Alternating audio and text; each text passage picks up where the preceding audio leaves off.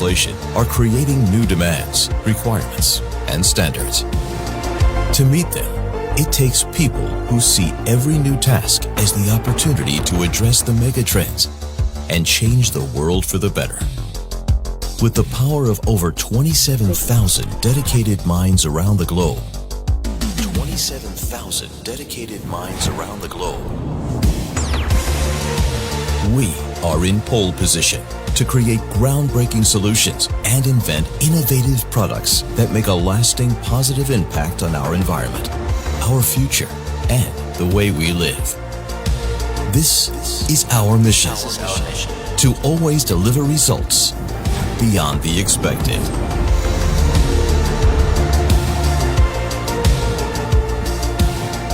This is Sika, building trust.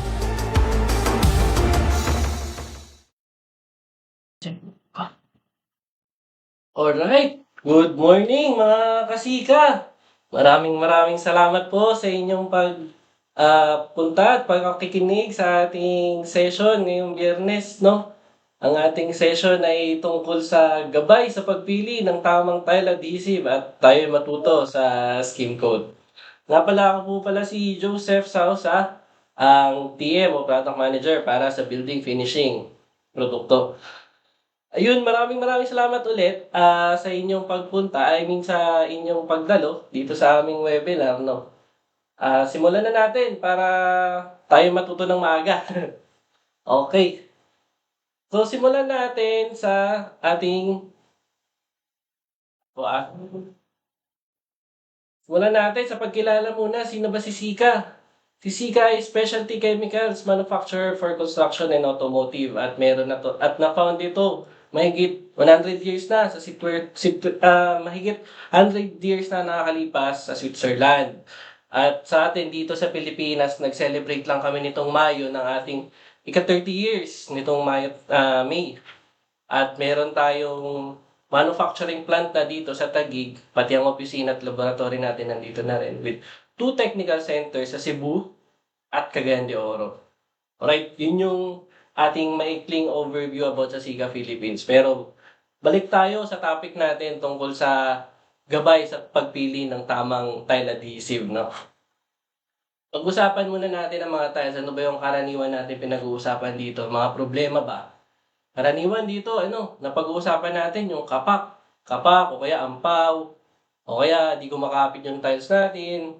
Later on, ang nangyayari, nagkakaroon ng basag o crack o yung damage dun sa ating tiles. Hindi naman ganun kamurahan din ang ating tiles.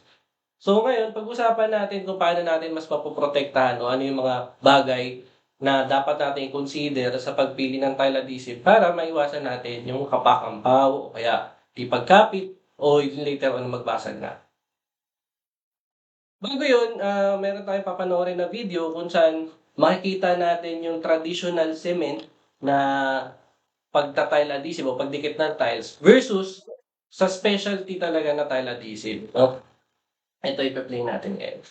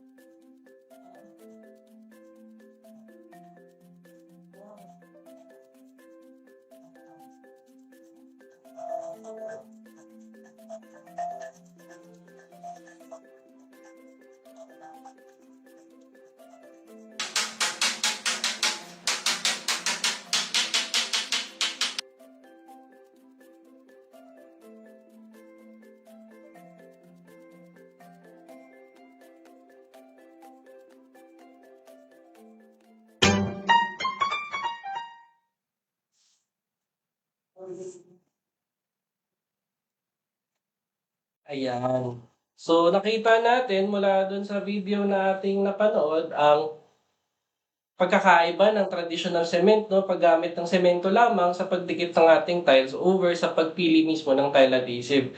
Sa tile adhesive at semento kasi, sa tile adhesive, mas kakaroon tayo ng mas magandang filling rate. Ibig sabihin, mas napupuno natin yung ating tiles kung saan mas napapadikit natin. O ibig sabihin din nun, mas nasusulit natin yung ating produkto dahil eventually wala tayong tapon o sayang, no? At the same time, pag naidikit na natin yung tile sa ating konkreto, sa flooring, ang nangyayari, walang air entrapment.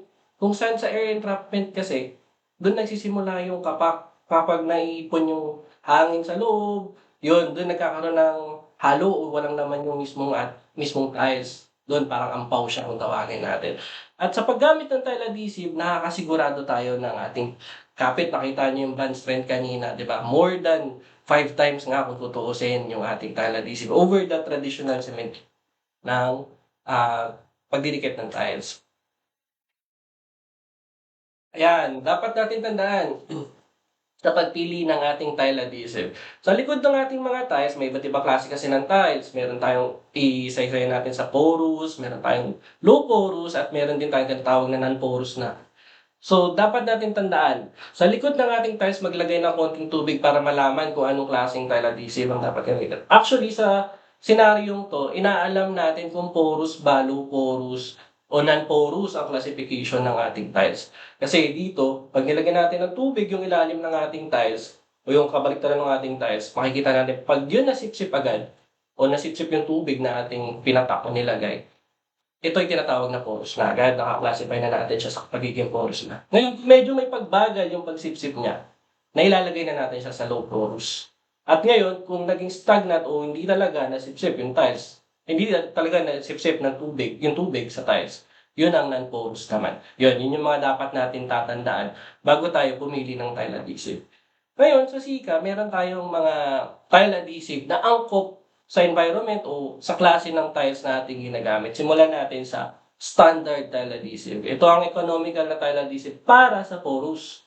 So, ito yung ginagamit natin sa mga ceramic tiles, ceramic mosaic, o baked clay tiles. Ito ay kaya mabisa o pwedeng gamitin hanggang sa 60 by 60 na tiles. Ganon din ang ating regular tile adhesive. Sa regular naman, dustless regular tile adhesive naman natin, dito napopromote natin ang pagiging environment friendly ng ating produkto kung saan mas konti ang ini-emit nitong, nilalabas nitong alikabok kumpara sa standard tile adhesive natin. Ngayon, kung ang tiles naman ay pupunta sa low porous, low porous, ito ay heavy duty na, kung saan mas mataas ang kalidad ng tile adhesive. Kumbaga, ang low porous, makaklasifika natin sa porcelain. Halimbawa lamang, no? At ito ay maaaring gamitin sa 1.5 meters na wall. Hanggang 1.5. Kahit naman ang regular at standard, maaari din natin gamitin hanggang 1.5 meters. At ito ay, ang heavy duty naman, dustless heavy duty naman natin ay pwedeng gamitin sa 60 by 60 hanggang 90 by 90. Yun yung mga range na pwede natin gamitin sa ating tile na heavy duty. Ngayon, kapag ang pangangailangan naman sa tile adhesive, kailangan mo na mas mataas of 1.5 meters. O kaya meron ka na kinukonsidera na swimming pool. Halimbawa, no? Dito, papasok naman ang premium. Kung saan ang premium tile adhesive naman natin, ito nag-a-accommodate na ito ng non-porous. Bawa dito, glass mosaics, glazed glass ceramics, granite, slate, o natural stones. Ito nga, halimbawa nga nun ay ang paggamit natin ito sa mga swimming pool, pwede natin i-submerge. Yung mga submerged na tiles natin. Tapos ngayon, kung kakailanganin mo ng mas mataas sa 1.5 na ating tile adhesive o tiles, ang tiling mo mas mataas pa sa 1.5 meters, no? Ito ang pinakamabisang gamitin natin para sa pagdikit ng ating tiles. Yan. Yun. So, meron tayong tinatawag na tile adhesive na angkop sa pangangailangan ng porous, low porous, o non-porous. Again, nandyan ang ating standard at regular for porous. Nandyan din ang ating heavy duty for low porous. At nandyan ang premium natin para sa mga non-porous. So, yun nga, hanggang sa ito ay pwedeng gamitin sa mga swimming pool o submerged na area. Siyempre, hindi mawawala sa ating linya dahil nandito rin naman tayo sa mga tile adhesive. Pag-usapan natin yung tungkol sa tile grout. Ang tile grout natin, bigyan muna natin ng definisyon ang tile grout. Ang tile grout ay nagsisilbing barrier sa pagitan ng ating mga tiles kasi hindi naman nagdidikit ang ating mga tiles kapag in-apply natin o nilatag natin ito sa ating mga sahig. Kalimitan, ang nangyayari, may mga gap in betweens para i-accommodate yung ating mga movement sa ilalim ng movement ng ating struktura. So ito, ang ating tile grout, kalimitan ginagamit, una ay aesthetic para magkaroon ng pang-feel sa in-between. Pangalawa, ito ang magpoprotekta para magdikit o magbangga and eventually mag-crack o magbasag ang ating tiles. At ito rin ang nagpoprotekta para hindi pumasok mag-penetrate ang tubig at eventually masira rin yung tile adhesive, no? O yung mga ating pandikit mula sa ilalim ng ating tiles sa pagitan ng mismong konkreto. Yan ang tumutulong para hindi ito makapasok. So sa atin sa Sika, we have this standard tile grout. Tile grout na maaaring gamitin sa karamihan ng uri ng ceramic tile at natural stones. Ito ay may antimicrobial protection na nagbibigay tulong upang di kapitan ng molds, fungi at bakterya. Again, ito ay pangpuno sa gap, nagsisilbi parang sealant natin o sealer natin o in between. Pino at makinis, di basta naglalamat, may mold resistant kagaya nung nabanggit kanina. Ang ating Davco standard tile grout ay available sa 4 na kulay. Meron tayo nitong puti o white, meron tayong beige, gray, at cream almond. Ayan, yan ang mga dapat natin tatandaan sa ating pagta-tile adhesive, paggamit ng tile adhesive. Ngayon, dako naman tayo sa ating skim coat. Actually, tungkol to sa skim coat eh. Pero bago natin pag-usapan yung skim coat, pag-usapan natin yung kalimitan na problema sa mga pader. Ito, may picture tayo dito ng pader kung saan nakikita natin may mga pimples o maliliit na butas mula dito sa imahe na to. Meron din lamat o crack. Makikita natin may mga hairline cracks dito sa mismong image at obviously, kitang-kita natin na magaspang ang ating surface. So, ano pa ba ang mga kalimitan na problema? Meron din, ito pag nagpintura na tayo, merong pagpupulbos o choking na nangyayari. Well, powdery. Kumbaga, nangyayari, nakikita natin, nag-choke, blister o yung bubbling. Kung saan, meron din water seepage o yung nagmamarka yung tubig sa ating mga pader. At eventually, ito pinakamalala, no, yung pag-peel off ng pintura mismo sa ating mga pader. Ayan. So, bago natin pag-usapan ang skim coat, at ito, nabanggit na natin yung mga problema, pag-usapan muna natin yung tradisyonal na pamamaraan ng pagpintura. Mula sa palitada, usually, o yung mga unang tradisyon kung paano, o paraan kung paano natin pipinturahan, ginagamitan natin ng neutralizer o lason, no, tawagin sa site. Tapos, papatungan natin ng putty para dun sa mga uneven surface, para mapunan, then eventually gagamit tayo ng primer bago tayo mag-first coat o second coat. Ito yung general lang naman, general na pamamaraan o tradisyonal na pamamaraan ng pagpintura. Ngayon, ang tulong ng ating skim coat mula sa palitada, pwede na tayo mag-apply ng skim coat directly. Hindi natin kailangan lasunin. Tapos, yung primer, may iwasan natin, especially kung maganda ang ating surface. Pwede na natin rekta ng pintura, pwede na natin i-apply ang ating pintura. Bakit ba natin iniiwasan ng neutralizer? Ang lason, no? Ito, trivial lang naman to. Ang lason kasi, acid. So, may acid, parang meron tong acid na formulation kung saan na kapag nag-penetrate to sa ating mismong pader, meron chance na mag-corrode o magko-corrode talaga kung ano yung nasa loob nito. At yun, dun magkakaroon ng problema ang ating pader, magkakaroon ng pagpupulbos eventually, at kung ano. So ngayon, sa benepisyo ng paggamit ng ating skim coat, bukod sa in-eliminate mo na yung paggamit mo ng laso, na-eliminate mo na yung paggamit mo ng putty kasi meron kang skim coat kung saan meron ng mismo magpapantay o magpapasmooth ng iyong surface, at medyo may iwan mo na rin paggamit ng primer dahil mapapaganda na o mas mapapadali na ang pagpahid mo ng pintura. Ito rin, ang ating skim coat ay pampakinis ng palitada. Ayun nga, kaya nga nasabi kanina, maayos ang maliliit na depekto, mas mapapakapit mo ang pintura dahil sa smooth finish nito. Nakakatulong sa mas madaling paghagod ng pintura o pagpahid ng pintura. At ang pinakamaganda nito ay ang nakakaganda lalo ng finish o maganda sa ating paningin o aesthetic nga kung tawagin nila. Ayan, sa atin sa Sika. Simulan muna natin bago natin pag-usapan lahat ng skin coat ni Sika. Sa Sika, mayroong tinatawag na Lanco Patch o Lanco 113. Ito yung pang-repair natin sa mga bitak sa konkreto. Halimbawa sa hulma, no? Sa mga asintada natin, hindi naman kadalasan perfecto yan. May mga bitak o maliliit na damage pagkatanggal ng hulma natin o kaya mga precast concrete, reinforced concrete, may mga damage tayo nakikita. Ang Lanco Patch natin, yan ang mabisang gamitin natin na pwedeng magpuno sa kapal mula kahit 2 mm hanggang 10 mm. Yun yung mga pwede niyang punan.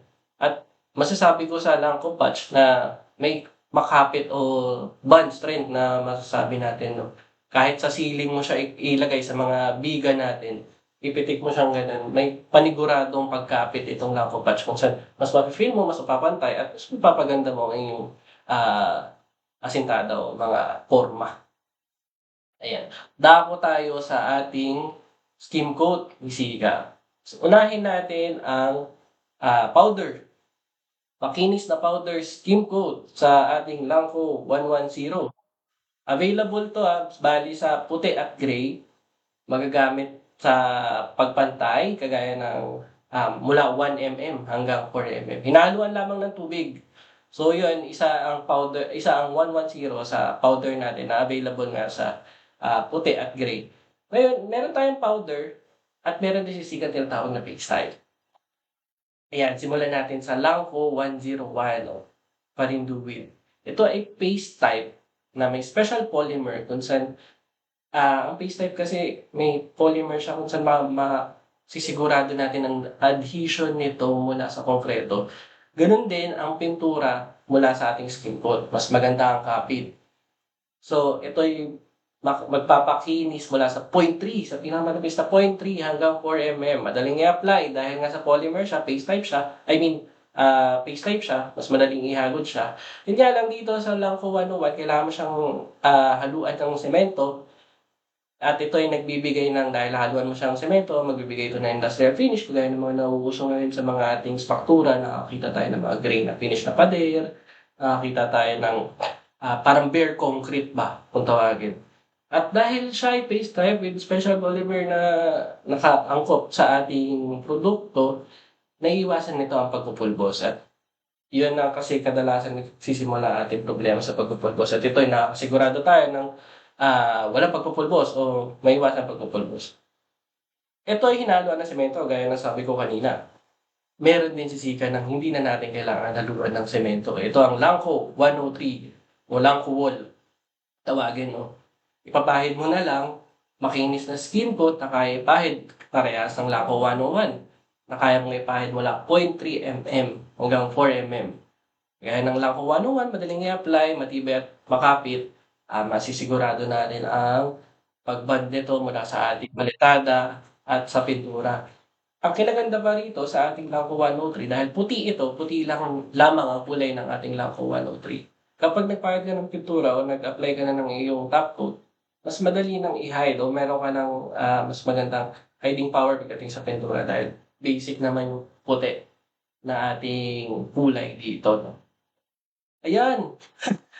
Ang bilis ng ating session sa ngayon dahil ito'y pangatlong session na ata ito. Pero, pangapat na session na to. Pero marami pa tayong di-discuss. Pero ang ating floor open sa inyong mga katanungan. Ngayon, ang topic kasi gabay lamang sa pagpili ng tile adhesive. Tapos pinakita namin sa inyo ang mga tile adhesive na available sa Sika. Tapos matuto tayo sa skin coat kung paano ba natin o saan ba natin kinukonsidera ang paggamit ng skin coat. At saka, ano ba ang mga skin coat sa atin sa Sika. So, mga susunod na topic, tungkol na to sa waterproofing, tas iba pang tunog ng Sika o paano pa namin magagabayan. Actually, pwede kayo mag-suggest kung ano mga gusto nyo maging topic sa mga susunod na session para mas mapaganda pa namin ang aming webinars para sa inyo. No? Ayun, kung may mga katanungan ho kayo, meron tayong mahabang oras para pag-usapan nito. Please, pop in nyo lang yung mga tanong nyo, send nyo lang para masagot namin agad dito.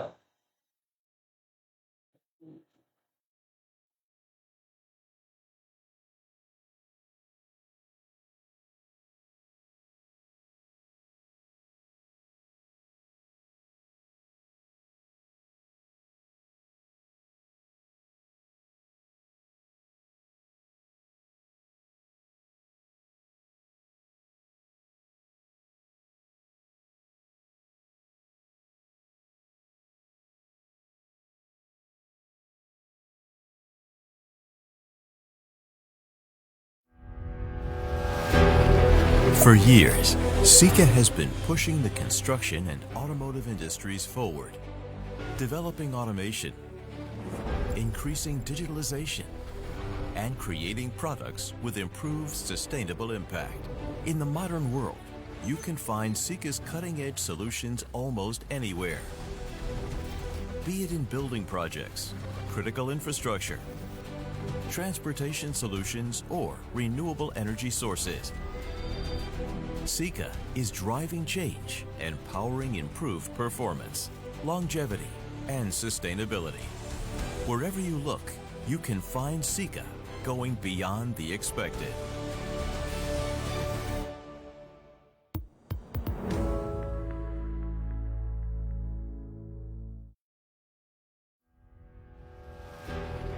For years, Sika has been pushing the construction and automotive industries forward, developing automation, increasing digitalization, and creating products with improved. Okay. Hmm. Ay, ayan, may tanong si Sir Paul Ivan. Sir Paul, saang hardware po ang mga distributor niyo sa Cebu or sa Mindanao? Sir, bali gagawin namin, isasend namin dito ang website ni Sika at doon makikita niyo po ang mga distributor natin sa ating lugar. Actually, kalat naman sa Sika sa buong nationwide. So yun, send namin sir.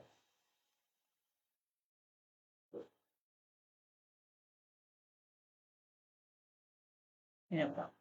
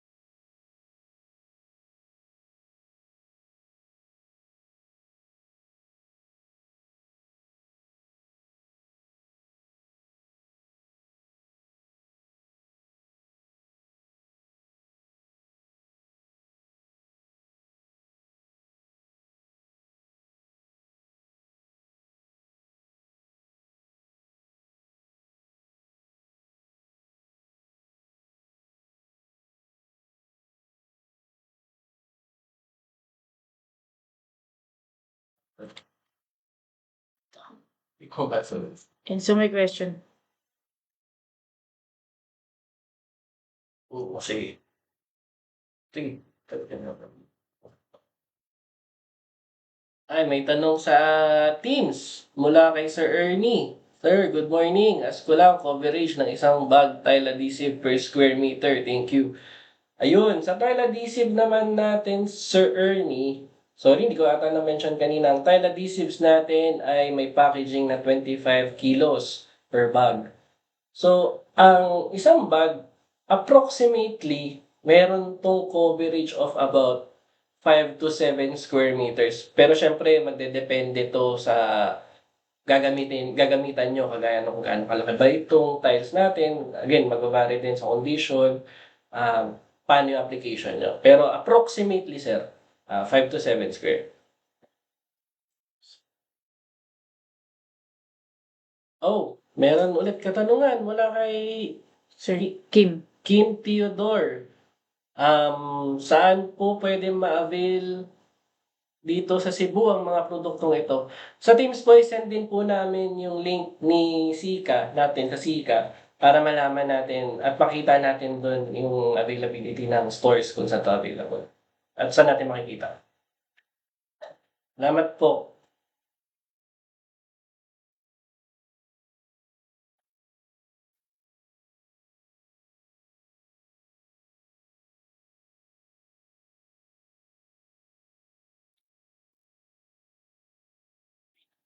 Thank you din po. Kung may mga katanungan po kayo, feel free to message our Facebook page or Just reach us. Marami naman pong platform si Chika kung saan tayo makakapag-usap, no, communicate natin. Ayun, muli, maraming maraming salamat po sa pagdalo sa ating webinar. Abangan po natin sa susunod na Biyernes ang topic tungkol naman sa waterproofing. Ayan, napapanahon ang susunod na topic natin dahil dito sa Manila, mukhang mula tayo sa iba't ibang lugar.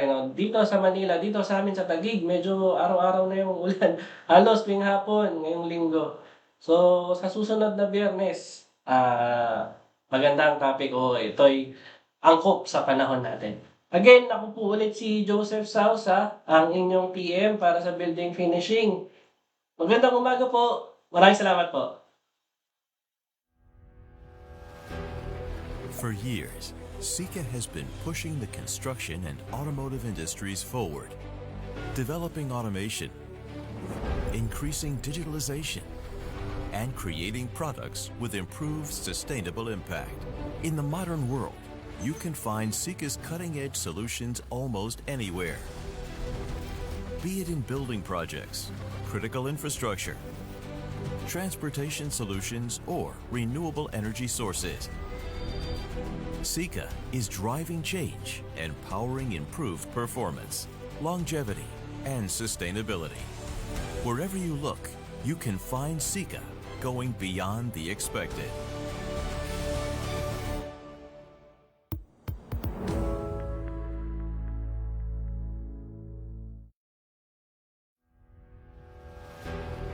For years, Sika has been pushing the construction and automotive industries forward, developing automation, increasing digitalization, and creating products with improved sustainable impact. In the modern world, you can find Sika's cutting-edge solutions almost anywhere. Be it in building projects, critical infrastructure, transportation solutions, or renewable energy sources, Sika is driving change and powering improved performance, longevity, and sustainability. Wherever you look, you can find Sika going beyond the expected.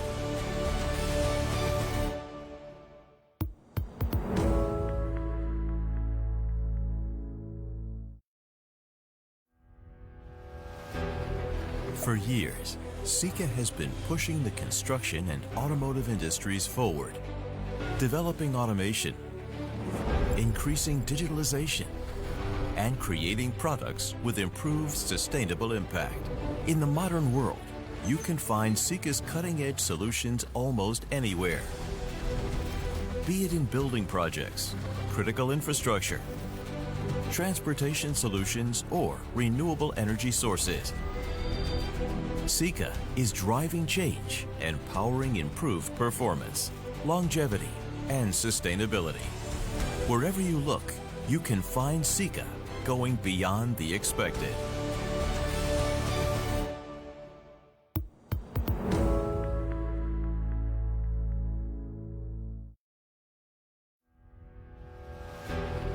For years, Sika has been pushing the construction and automotive industries forward, developing automation, increasing digitalization, and creating products with improved sustainable impact.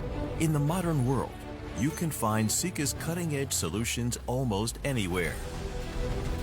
Be it in building projects, critical infrastructure, transportation solutions, or renewable energy sources, Sika is driving change and powering improved performance, longevity, and sustainability. Wherever you look, you can find Sika going beyond the expected.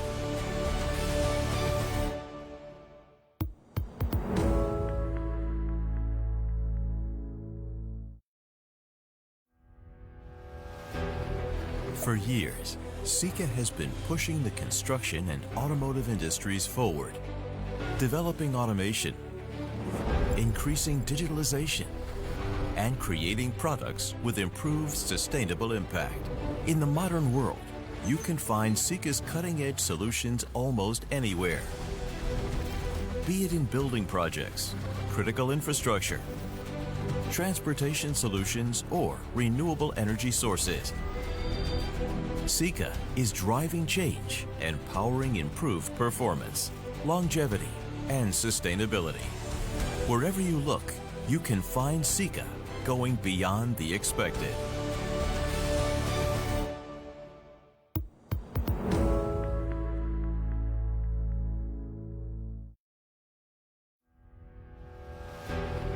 For years, Sika has been pushing the construction and automotive industries forward, developing automation, increasing digitalization, and creating products with improved sustainable impact. In the modern world, you can find Sika's cutting-edge solutions almost anywhere. Be it in building projects, critical infrastructure, transportation solutions, or renewable energy sources. Sika is driving change and powering improved performance, longevity, and sustainability.